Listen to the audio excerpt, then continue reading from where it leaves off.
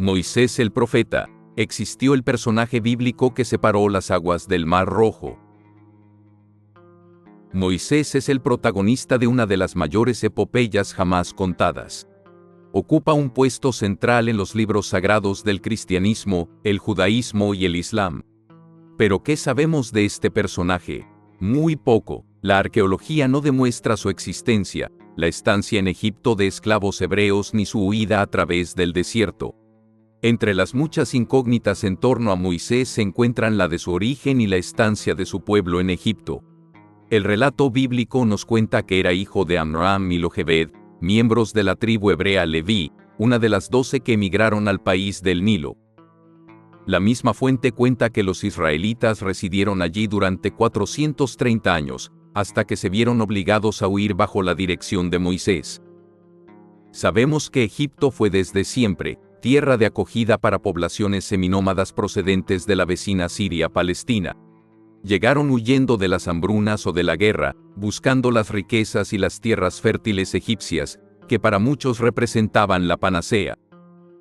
Se asentaron sobre todo en la región del Delta, la tierra de Jesón, descrita en la Biblia, que tenía además un gran papel comercial debido a su posición fronteriza con Oriente.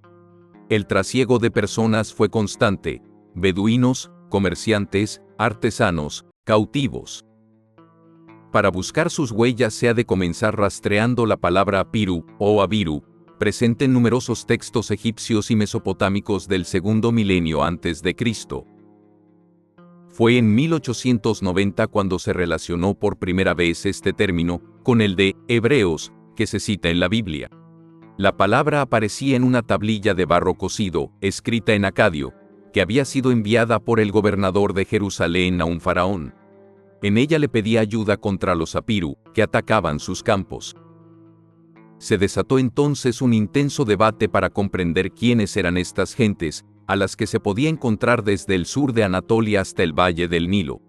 El debate sigue aún abierto, pero, ya fueran exiliados, refugiados o forajidos, parece que en medio de toda esta confusión figuraban los hebreos. Será una prueba del Éxodo. Y es que, aunque la Biblia recoge los ecos de un pasado común entre egipcios e israelitas, la historia no es tan explícita. La primera vez que las fuentes egipcias les llaman por su nombre, les consideran enemigos y los establecen fuera de Egipto. Aparecen en una gran estela erigida por el faraón Merentá, hijo de Ramsés II, descubierta en 1896. En ella, Merentá cuenta las victorias militares de los principios de su gobierno. Las dos últimas líneas aluden a una campaña en Canaán, donde el faraón conquistó ciudades como Ascalón y Geser. Es en este punto donde se refiere, ambigua y escuetamente, a otros rebeldes a quienes dice haber devastado por completo, las gentes de Israel. Esta referencia constituye la mención más antigua de Israel como una entidad propia. Pero nada en el texto de Merentá permite relacionar esa alusión con el episodio bíblico del Éxodo. Sin embargo, para muchos autores, constituye la prueba irrefutable del éxito de la misión de Moisés y de la fundación de Israel. Así pues, de haber ocurrido el Éxodo, el año 5 del reinado de Merentá, podría marcar la fecha más antigua para datarlo. Pero, entonces, ¿fue Merentá el faraón mencionado en el episodio del Éxodo? ¿Quién fue el faraón de la historia? La historia de Moisés en el Antiguo Testamento se redactó probablemente entre los siglos 7 y 6 a.C., es decir, muchas generaciones después de los acontecimientos descritos. La narración no permite determinar cuándo vivió Moisés, y el silencio abrumador de la arqueología no hace sino alimentar el misterio.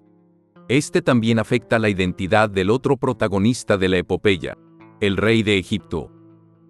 La Biblia lo describe como un personaje distante, que encarna todos los clichés de un gobernante tiránico. Le atribuye la orden de matar a los primogénitos hebreos. Con su negativa a dejar marchar a los hijos de Israel, desafió a Dios, desatando las 10 plagas. Y finalmente persiguió a los evadidos hasta los confines del desierto. Sin embargo, el relato le mantiene en el anonimato. Se refiere a él solo por el título Faraón. Hoy por hoy ninguna de las teorías sobre la identidad de Faraón es concluyente. La más popular es la que atribuye este papel a Ramsés II. Su imagen de guerrero y conquistador encajaría a la perfección, aunque la hipótesis adolece de problemas. Se basa en que la Biblia menciona que los hebreos trabajaron en las ciudades de Per-Atum y Pi-Ramsés, capital construida por Ramsés II y su padre Seti I. Sin embargo, Pi-Ramsés se mantuvo en pie durante siglos, hasta que Tanis, paradójicamente, también citada en el texto, tomó el relevo. Ninguna de estas ciudades ha arrojado hasta ahora información arqueológica sobre Moisés y sus compatriotas. Para algunos autores, la reconstrucción de la vida de Moisés pasa por más de un faraón. Ramsés II tuvo un largo reinado de 77 años, lo que correría en paralelo a la longevidad de Moisés. No obstante, para otros autores, la reconstrucción de su vida pasa por más de un faraón. Así, su nacimiento y educación en la corte pudieron acontecer bajo el reinado de Seti I o incluso antes. Los sucesos relativos a la muerte del capataz egipcio y la posterior huida de Moisés al país de Madián, donde contrae matrimonio con Séfora, ocurrirían ya en época de Ramsés II. Para estos historiadores, este o tal vez su hijo Merentá, se disputarían la autoría del enfrentamiento con Moisés y la expulsión final de los hebreos. Existe una sugerente teoría que se desmarca por completo de la cronología ramésida. Su principal apoyo es una versión egipcia de la historia de Moisés, que fue muy popular durante el Egipto grecorromano, a partir del siglo IV a.C. En ella se identifica a los israelitas como uno de los pueblos que se encontraban con los hicsos cuando estos fueron expulsados de Egipto. Sus defensores relacionan los extraños fenómenos naturales que describen las 10 plagas con las catástrofes provocadas por la erupción del volcán de la isla griega de Tera, Santorini. Esos fenómenos se podrían relacionar también con los que figuran en algunos textos egipcios de esta época. La teoría de Babilonia. Muchos especialistas han vuelto sus miradas hacia los autores del Éxodo bíblico y los motivos de su redacción, proponiendo una interpretación diferente. La compilación y redacción del texto debió de producirse lentamente, entre los siglos 7 y 6 a.C., con fines esencialmente ideológicos. Con él se buscaba justificar la situación política que el Estado de Israel vivía en esos momentos.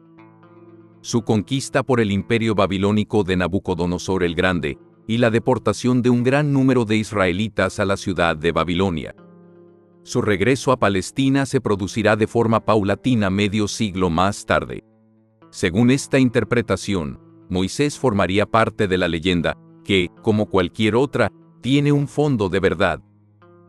Para la construcción del relato, los israelitas habrían tomado prestado lo ocurrido a los hicsos en Egipto, siglos antes y que la arqueología egipcia corrobora ampliamente. Este episodio parece que no se olvidó en la memoria de las poblaciones de Siria-Palestina, y se creó una tradición. Los hebreos habrían hecho su propia lectura y la habrían adaptado a sus necesidades.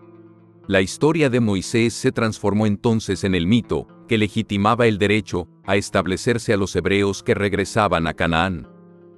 Utilizaron para ello la idea de un éxodo, tema que aparece recurrentemente en la literatura hebrea, con motivo de antiguas deportaciones. Para el escenario del relato bíblico, los autores probablemente mezclaron el Egipto de su época con el recuerdo de estancias anteriores como fruto de migraciones reales. Esto explicaría algunas de las contradicciones del texto, como la presencia de topónimos de tiempos de Ramsés II, con otros de fases más tardías. En definitiva, la figura de Faraón encarnaría, de una manera simbólica, el poder imperialista asirio-babilónico que subyugaba a los judíos. El debate sigue abierto. Hoy por hoy no es posible comprobar la veracidad del relato bíblico, pero en todo caso Moisés y el Éxodo se ganaron su espacio en la historia.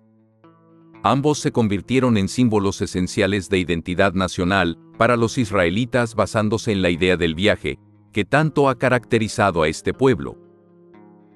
Si eres nuevo en nuestro canal no olvides suscribirte y si te ha gustado el video dale me gusta, Comparte el video a tus amigos y familiares para estar al tanto de la Biblia.